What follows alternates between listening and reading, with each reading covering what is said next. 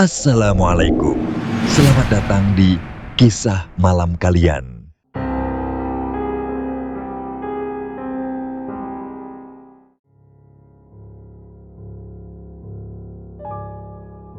Selamat malam kawan semua. Pada kesempatan kali ini, saya akan membawakan sebuah kisah mistis dari seseorang yang bernama Fauzan. Kejadian ini berlangsung pada malam Jumat, saat Fauzan dan keluarganya dalam perjalanan pulang dari kampung halaman. Dalam perjalanan itu, mereka sempat berhenti di sebuah warung makan untuk beristirahat dan mengisi perut. Namun siapa sangka, warung yang tampak biasa itu justru menjadi tempat berlangsungnya peristiwa mistis yang sulit dijelaskan dengan logika. Mari kita simak bersama, inilah kisah mistis Fauzan dan keluarganya.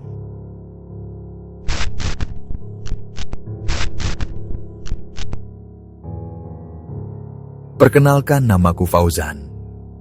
Kisah ini terjadi di tahun 2016 di sebuah daerah di Jawa Tengah. Saat itu, aku memang sudah lama berencana untuk pulang kampung. Setelah sekian lama menikah, baru tahun itu aku benar-benar bisa mewujudkan niat itu. Aku bersama istriku dan anakku mempersiapkan perjalanan yang sudah kami tunggu-tunggu sejak lama. Sebelumnya, sempat sulit untuk mewujudkan keinginan ini. Pada tahun pertama pernikahan, istriku baru saja melahirkan. Jadi aku merasa tidak tega mengajaknya pulang kampung dengan kondisi seperti itu. Sementara itu, tahun berikutnya anak kami masih terlalu kecil untuk perjalanan jauh. Barulah di tahun 2016, semua situasi terasa lebih memungkinkan. Selain itu, istriku juga sangat ingin bertemu dengan keluarganya di kampung halaman, dan aku ingin memenuhi keinginannya tersebut. Pada hari Lebaran, setelah salat Id di pagi hari, aku dan keluargaku memulai tradisi dengan berkunjung ke rumah keluarga besarku terlebih dahulu. Kami saling meminta maaf dan berbagi kebahagiaan hari raya. Sekitar pukul 1 siang, aku mulai bersiap untuk berangkat. Semua barang sudah aku kemas sejak pukul 12:30, dan tepat sekitar pukul 1:30 siang, kami pun memulai perjalanan panjang ke kampung halaman istriku di Jawa Tengah. Perjalanan terasa lancar. Tidak ada kendala berarti sepanjang jalan, yang membuatku merasa lega. Tahun 2016 itu memang masih dalam masa-masa ketika arus mudik menjadi momok bagi banyak orang, terutama setelah kejadian tragis di Brebes Exit, yang dikenal dengan kemacetan parah dan bahkan menelan korban jiwa. Beruntung, aku melakukan perjalanan pada hari Lebaran, bukan di puncak arus mudik sebelumnya. Karena itu, jalanku terasa cukup lengang. Aku mengemudi sendiri sepanjang perjalanan, sehingga aku memastikan untuk tidak terburu-buru. Kelelahan adalah hal terakhir yang kuinginkan, terutama karena aku membawa anak kecil. Aku sering berhenti sejenak untuk beristirahat, minum kopi, atau sekadar merokok demi menjaga kesegaran mata. Jika kantuk mulai menyerang, aku tidak memaksakan diri. Menjelang malam, kami tiba di rumah orang tua istriku di Jawa Tengah. Kunjungan itu membawa kebahagiaan tersendiri. Aku bisa melihat istriku berbinar-binar saat bertemu dengan keluarganya setelah sekian lama. Kami menghabiskan waktu dengan bersilaturahmi, berbagi cerita, dan menikmati suasana kampung yang tenang. Selama di sana, aku juga menyempatkan diri untuk berjalan-jalan bersama keluargaku. Liburan kecil ini menjadi momen istimewa bagi kami, terutama bagi anakku yang tampak begitu ceria menikmati suasana pedesaan.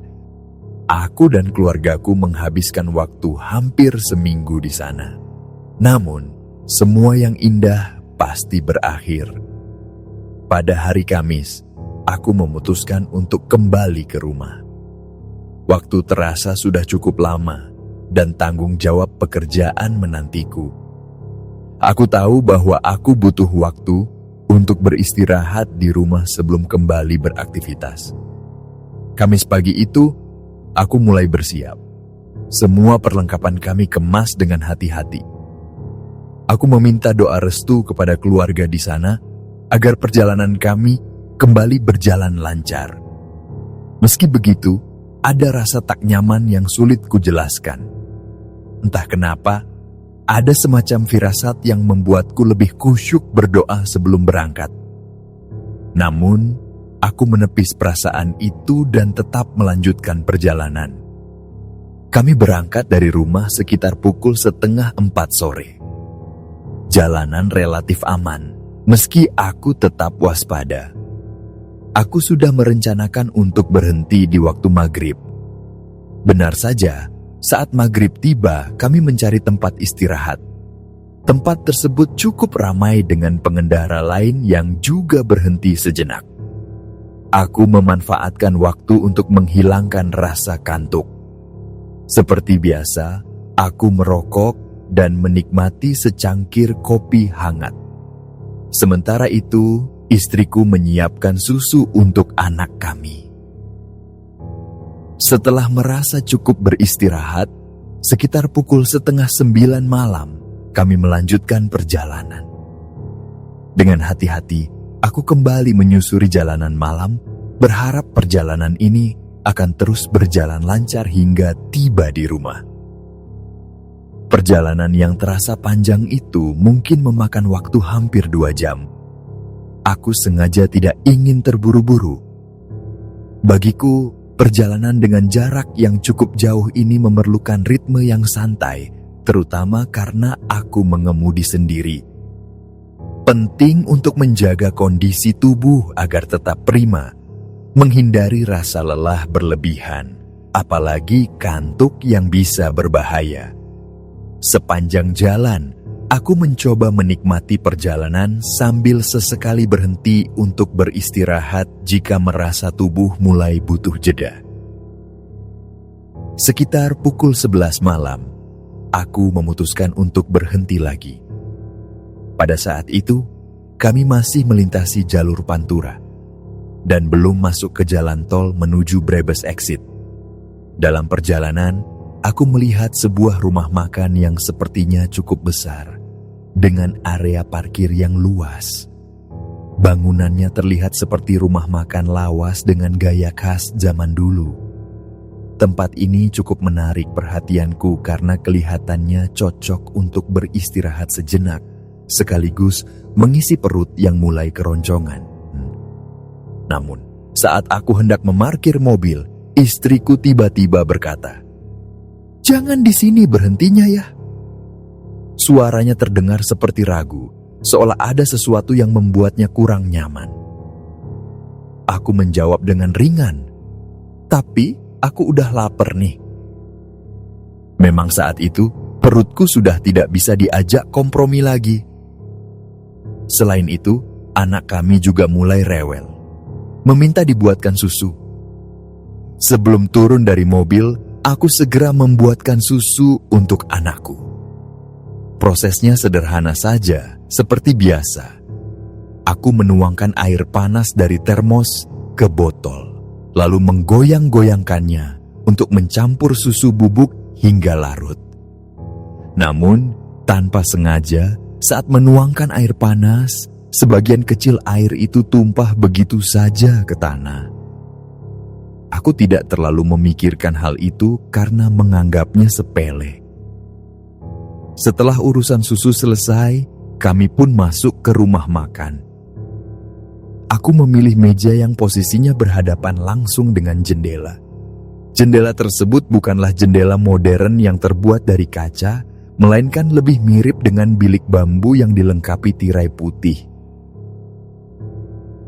Tirainya sudah terbuka, membuat kami bisa melihat sedikit pemandangan luar yang samar-samar disinari cahaya lampu. Meski suasananya sederhana, ada sesuatu yang membuatku merasa tempat ini memiliki kesan aneh, meskipun aku tidak bisa menjelaskan dengan pasti apa penyebabnya.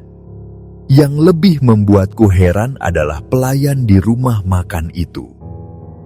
Orangnya terlihat sangat datar. Tidak ada senyum atau sapaan hangat, hanya anggukan kecil setiap kali kami berbicara. Raut wajahnya seolah tanpa ekspresi, dan cara dia melayani terasa seperti rutinitas yang dikerjakan tanpa semangat. Aku mencoba mengabaikan perasaan aneh itu, berpikir mungkin aku hanya terlalu lelah atau terlalu lapar, sehingga mulai berprasangka aneh-aneh. Setelah memesan makanan, istriku tiba-tiba mengatakan bahwa dia ingin ke toilet. Toilet rumah makan itu terletak di bagian belakang, yang berarti dia harus melewati area luar rumah makan, menuju bangunan kecil lainnya di belakang. "Anterin aku ke toilet ya?" pinta istriku dengan nada setengah ragu. Aku menghela napas, sedikit malas, tapi tetap mengangguk. Aku tahu suasana di tempat ini memang agak menyeramkan. Saat kami berjalan melewati lorong antara bangunan utama rumah makan dan saung di belakang, aku merasakan sesuatu yang membuat bulu kuduku sedikit meremang. Rasanya seperti ada angin lembut yang tiba-tiba berhembus dari arah belakangku, menyentuh tengkuk leherku dengan cara yang tidak biasa. Sekilas, seperti ada sesuatu yang bergerak di belakang kami. Aku berusaha mengabaikan perasaan itu dan berpikir positif. Mungkin hanya udara malam, gumamku dalam hati, berusaha menenangkan diri. Setelah istriku selesai menggunakan toilet, aku memutuskan untuk ikut ke toilet sekalian. Aku tidak ingin menunda karena perjalanan kami masih panjang, dan aku tidak tahu kapan bisa menemukan tempat istirahat berikutnya. Aku melangkah masuk ke toilet, mengamati sekeliling yang terasa lebih sunyi dibandingkan bagian depan rumah makan. Pintu kayu tua itu sedikit berderit ketika aku membukanya, menambah kesan seram pada suasana yang memang sudah tidak biasa. Saat aku selesai dan hendak keluar, sesuatu yang aneh terjadi. Tepat ketika aku membuka pintu, aku melihat bayangan hitam melintas cepat di ujung mataku. Gerakannya seperti orang yang berjalan melewatiku dengan kecepatan aneh, tapi tidak ada siapapun di sana. Seketika, bulu kudukku berdiri dan mulutku refleks melafalkan istighfar, berharap rasa takutku mereda. Aku sempat berdiri terpaku, mencoba meyakinkan diri bahwa itu hanya bayangan atau efek dari pencahayaan minim di sekitar. Namun, perasaan tidak nyaman tetap menggantung di pikiranku. Aku memilih untuk tidak menceritakan hal ini kepada istriku. Aku tidak ingin membuatnya khawatir atau membebani pikirannya dengan hal-hal yang mungkin hanya ilusi akibat lelah. Aku kembali ke meja makan, berusaha mengalihkan pikiran dengan menyelesaikan makananku yang sudah hampir dingin. Setelah selesai makan, aku memutuskan untuk memesan kopi. Bagiku, secangkir kopi dan sebatang rokok adalah teman terbaik untuk mengusir rasa kantuk yang mulai datang. Namun, alih-alih menikmatinya di dalam rumah makan, aku memilih saung kecil di sebelah bangunan warung makan. Tempat itu lebih terbuka dan sepi, membuatku merasa bisa lebih santai. Aku duduk di saung itu sendirian. Istriku tetap berada di dalam bersama anak kami yang tampaknya sedang sibuk bermain.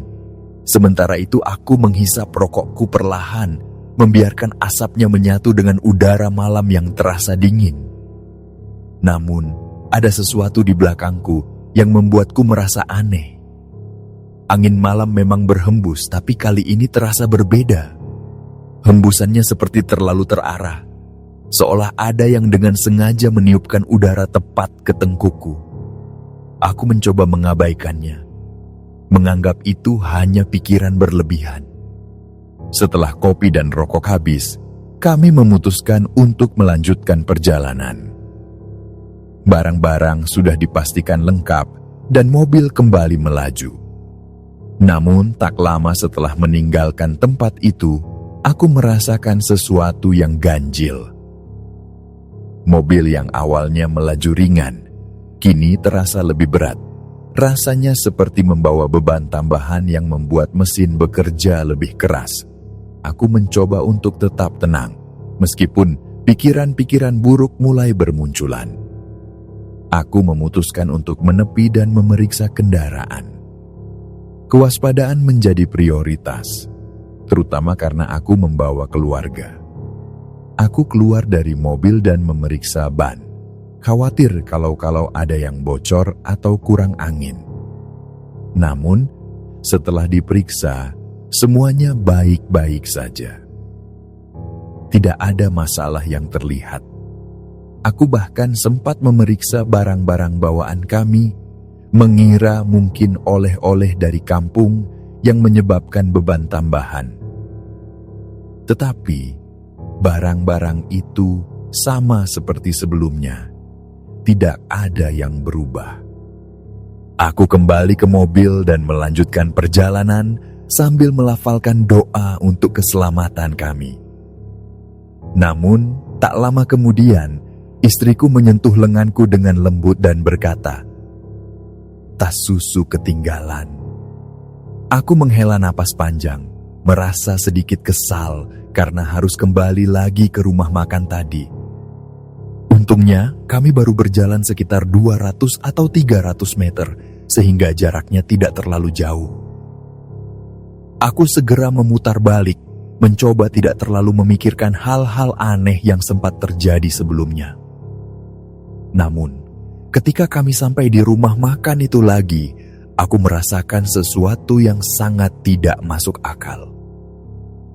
Bangunan yang sebelumnya terang benderang kini tampak gelap gulita. Tidak ada tanda-tanda kehidupan, bahkan cahaya dari lampu kecil pun tidak terlihat. Lebih aneh lagi, bangunan itu terlihat seperti sudah lama tidak dihuni. Pintu-pintunya terkunci dengan gembok yang berkarat, dan bagian luarnya dipenuhi sarang laba-laba. Aku merasa sangat bingung. Padahal, hanya beberapa menit sebelumnya, kami berada di tempat ini, memesan makanan, dan bahkan melihat pelayan yang bekerja di dalamnya. Aku keluar dari mobil dengan perasaan yang bercampur aduk.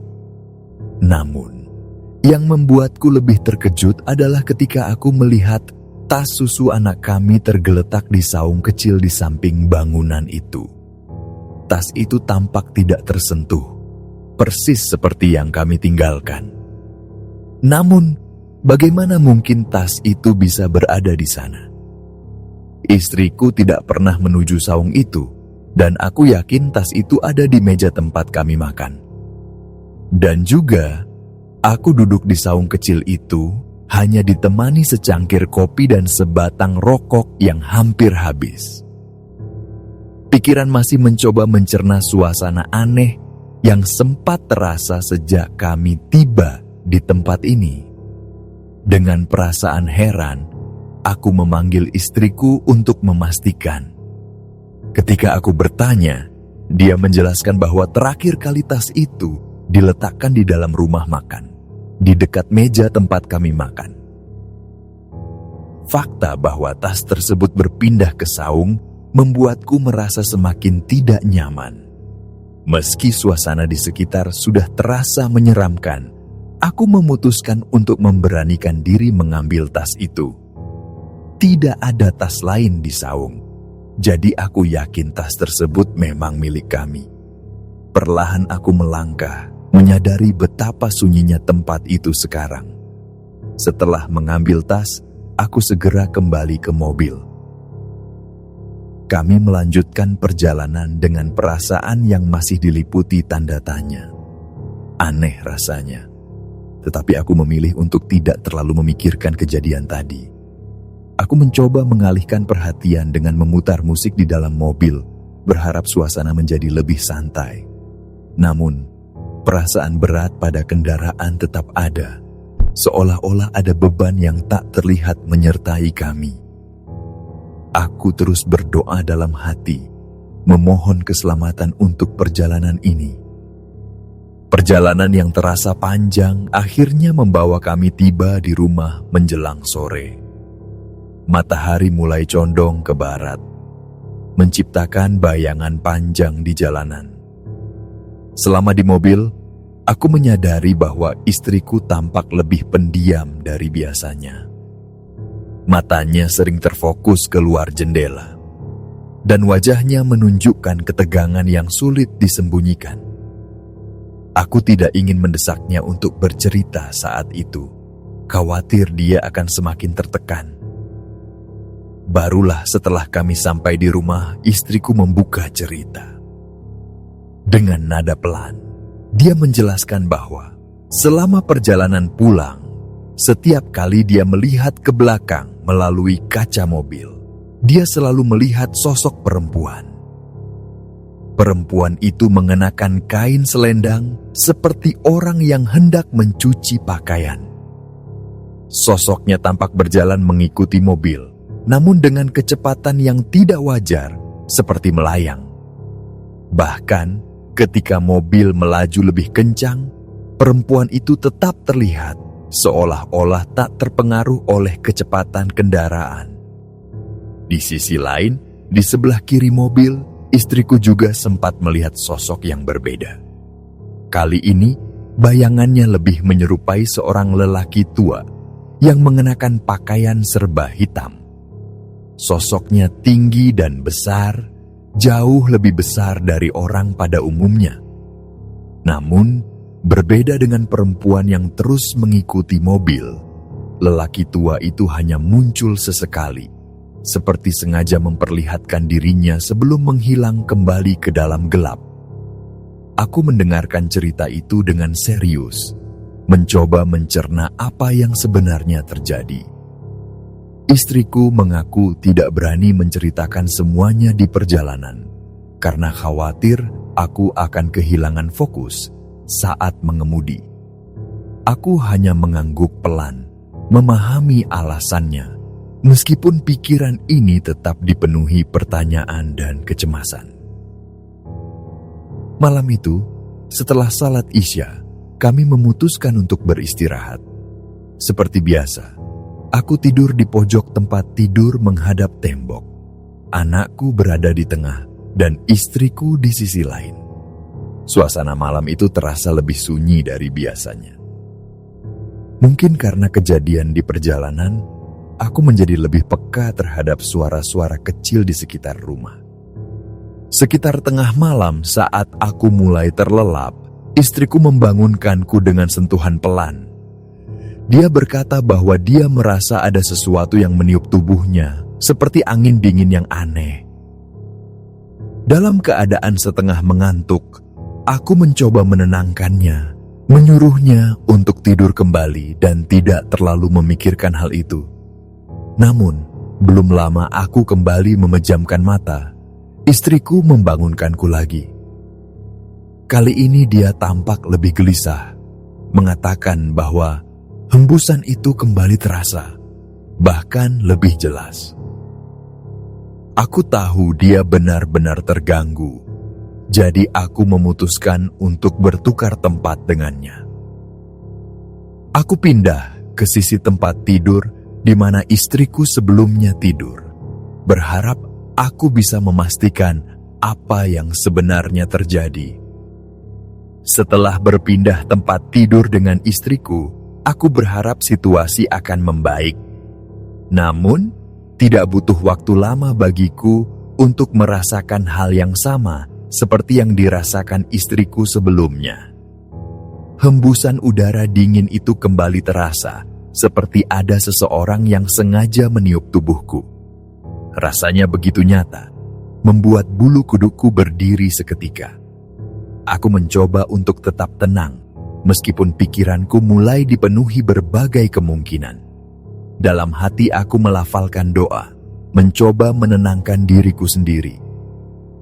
Aku tidak mengatakan apapun kepada istriku. Aku ingin semuanya terlihat biasa, karena aku tahu jika aku menunjukkan rasa takut, suasana akan semakin mencekam. Aku memejamkan mata, mencoba untuk kembali tidur. Namun, ketika aku hampir terlelap, sesuatu yang jauh lebih aneh terjadi. Kali ini, bukan hanya hembusan udara, melainkan sentuhan lembut yang terasa jelas di tubuhku. Seperti ada seseorang yang mengusap punggung dan lenganku dengan perlahan, membuat seluruh tubuhku merinding. Sentuhan itu terlalu nyata untuk diabaikan. Aku memutuskan untuk bangun dan meninggalkan kamar. Aku keluar menuju ruang tamu, menyalakan lampu, dan duduk di teras sambil mencoba menenangkan diri. Secangkir kopi dan sebatang rokok menjadi teman di tengah malam yang sunyi itu. Aku mencoba mencari logika dari semua yang terjadi, meskipun sulit untuk menemukan penjelasan. Setelah merasa lebih tenang, aku kembali ke kamar dan mencoba tidur lagi. Syukurlah, malam itu aku akhirnya bisa tertidur hingga pagi tanpa gangguan. Hari itu berjalan normal. Tidak ada kejadian aneh, tidak ada suasana yang terasa janggal. Anak kami juga tampak ceria, bermain dengan mainannya tanpa menunjukkan tanda-tanda rewel.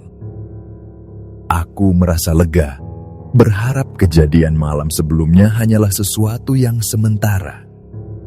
Namun, semua harapan itu runtuh pada malam berikutnya. Di malam kedua, gangguan itu kembali. Kali ini, kejadian aneh dimulai dengan sebuah lemari di kamar kami.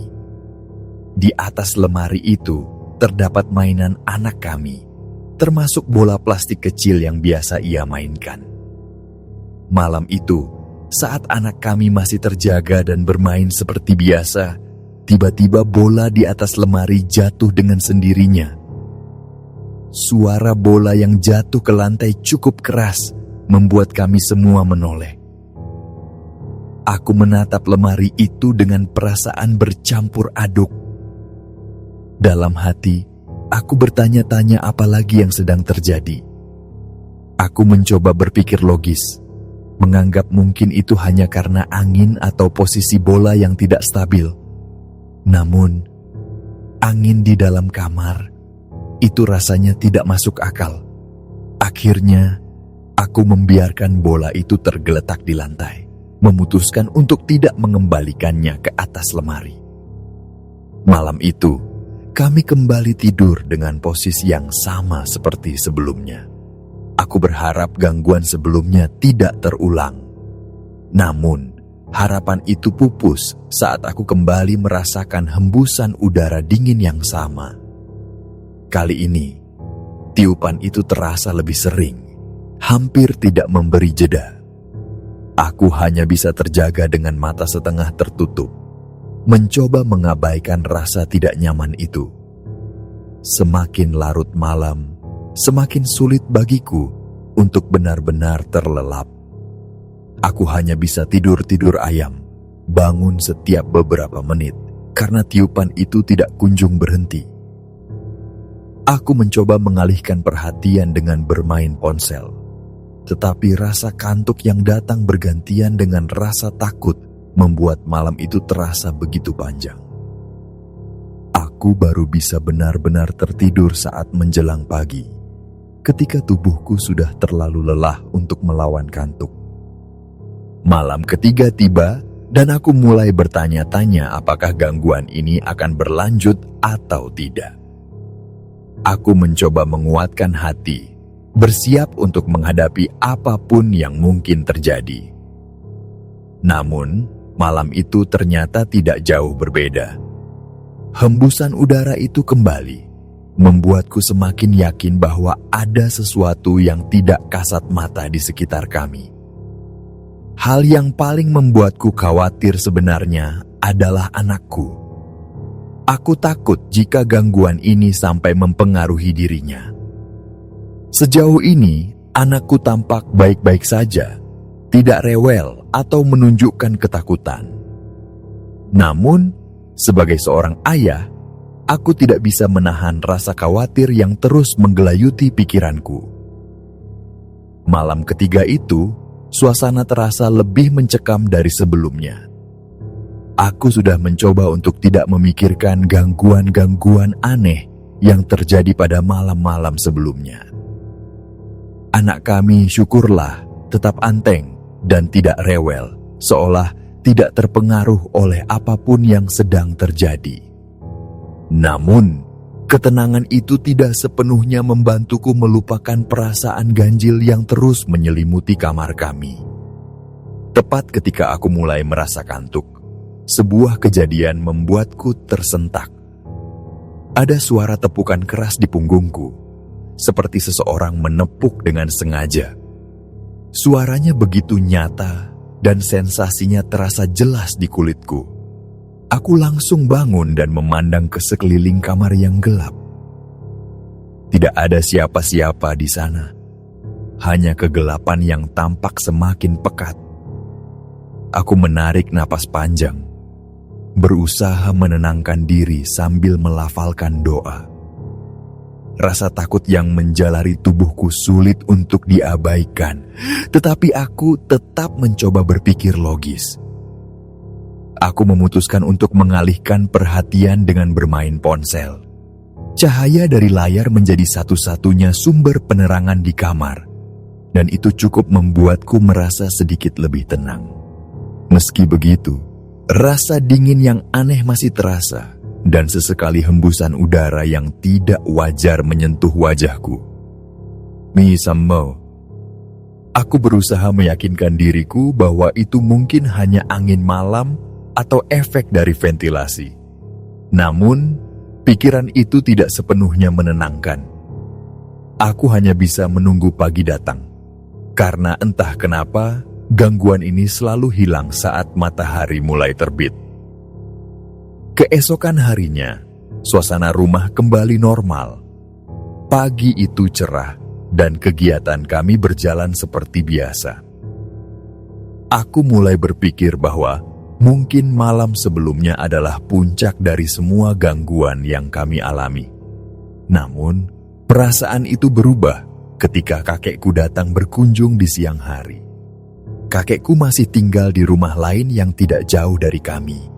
Jadi biasanya beliau hanya datang jika ada keperluan tertentu. Begitu beliau tiba, pandangannya langsung tertuju padaku. Tatapan matanya berbeda dari biasanya, seolah-olah sedang mencari tahu sesuatu yang tidak terlihat. "Kamu habis dari mana?" tanyanya dengan nada serius. Aku menjelaskan bahwa 3 hari yang lalu kami baru saja pulang dari kampung halaman istriku. Mendengar itu, kakek hanya mengangguk kecil. Rasa penasaran mulai menggelayuti pikiranku. Ada sesuatu dalam nada bicaranya yang membuatku merasa bahwa beliau mengetahui lebih banyak. Tanpa banyak bicara, kakek langsung masuk ke dapur, mengambil segelas air putih, lalu kembali ke ruang tamu. Beliau duduk di hadapanku, menatap air dalam gelas itu dengan penuh perhatian, seolah sedang membaca sesuatu. Aku hanya duduk diam, menunggu apa yang akan dilakukannya. Setelah beberapa saat, kakek mulai membaca doa dengan suara pelan, lalu menyerahkan gelas itu kepadaku. "Minum ini sekarang," katanya tegas. Aku meminum air itu tanpa ragu. Saat air itu mengalir di tenggorokanku, ada sensasi aneh yang tidak biasa. Rasanya seperti ada beban yang terangkat dari tubuhku, meninggalkan perasaan lega dan tenang yang sulit dijelaskan. Aku hanya bisa memandang kakek dengan penuh tanda tanya, tetapi beliau tetap tenang, seolah sudah tahu apa yang aku rasakan. Setelah itu, kakek kembali ke dapur. Kali ini, beliau membawa sapu lidi dan meletakkannya di depanku. "Nanti malam, sebelum tidur, kibaskan sapu lidi ini di kasurmu. Setelah selesai, taruh di atas kepala atau di bawah bantal," ujarnya. Aku mengangguk, meskipun masih bingung dengan maksud dari arahan itu. "Kenapa harus begitu, Kek?" tanyaku, berharap mendapatkan penjelasan. Kakek hanya tersenyum kecil sebelum menjawab. "Tenang saja, lakukan saja apa yang kakek suruh. Ini untuk berjaga-jaga. Kalau habis dari mana-mana, terutama tempat yang jauh, jangan lupa permisi. Kita tidak pernah tahu apa yang ada di sekitar kita." Kata-kata itu membuatku semakin penasaran. "Apa maksudnya, Kek? Memangnya ada apa?" Kali ini tatapan kakek menjadi lebih serius. "Ada yang merasa terganggu. Mereka tidak suka dengan kehadiranmu di sana." Setelah semua kejadian aneh itu berlalu, aku akhirnya memutuskan untuk menceritakan semuanya kepada kakekku.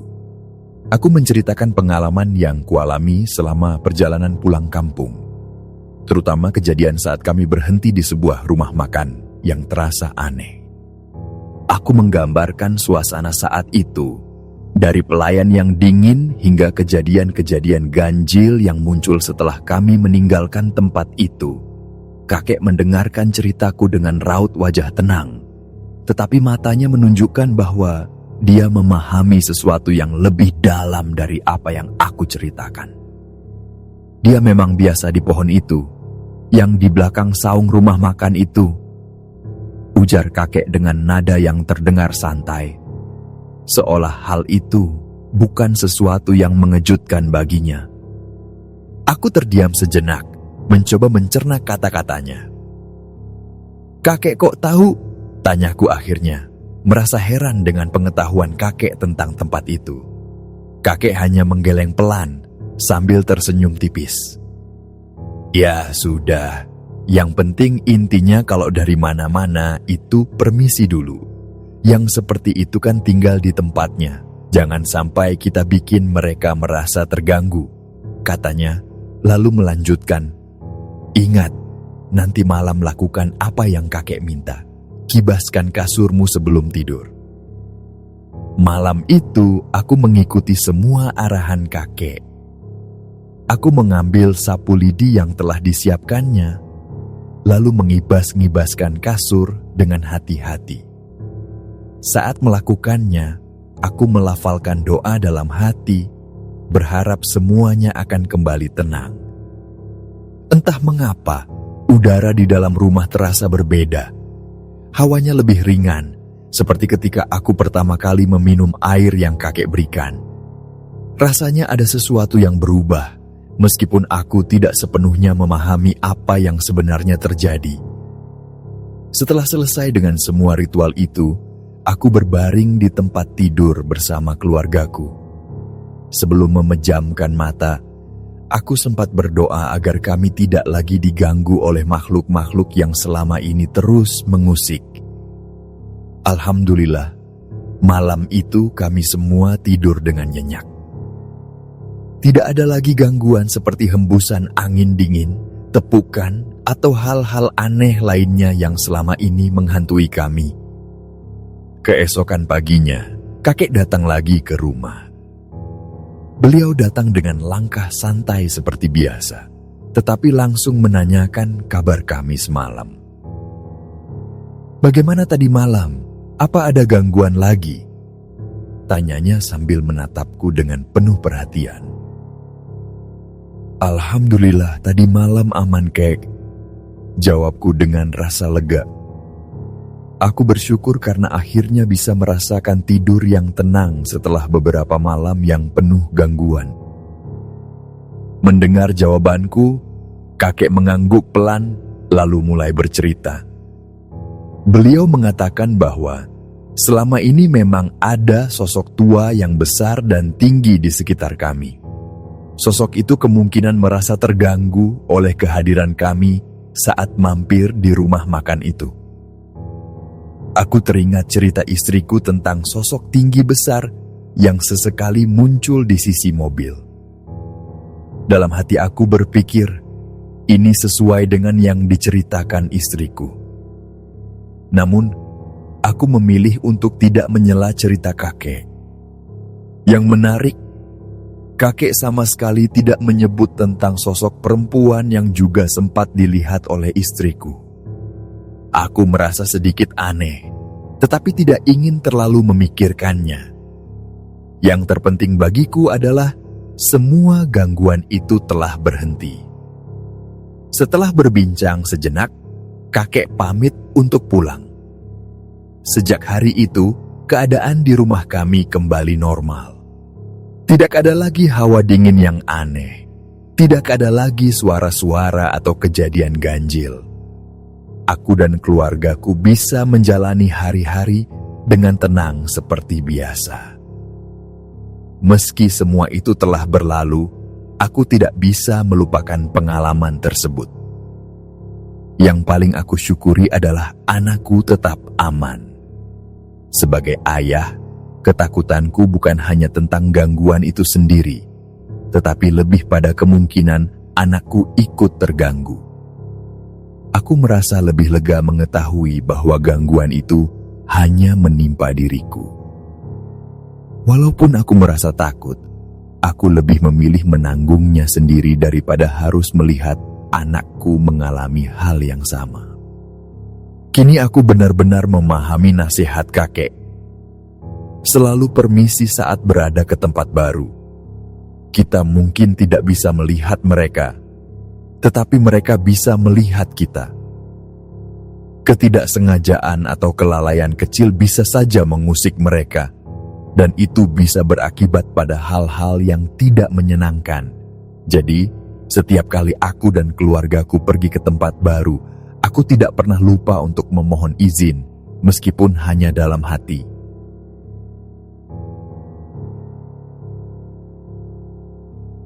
Baiklah, sekian dulu cerita kami kali ini. Kami mohon maaf jika ada kesalahan dalam perkataan dan pengucapan saat membawakan cerita. Terima kasih banyak untuk Mirah yang telah membagikan ceritanya. Bagaimana pendapat kalian dari cerita ini? Semoga dengan kisah ini dapat menghibur sahabat semua. Dan saya Sandi undur diri. Sampai jumpa lagi di kisah kami selanjutnya.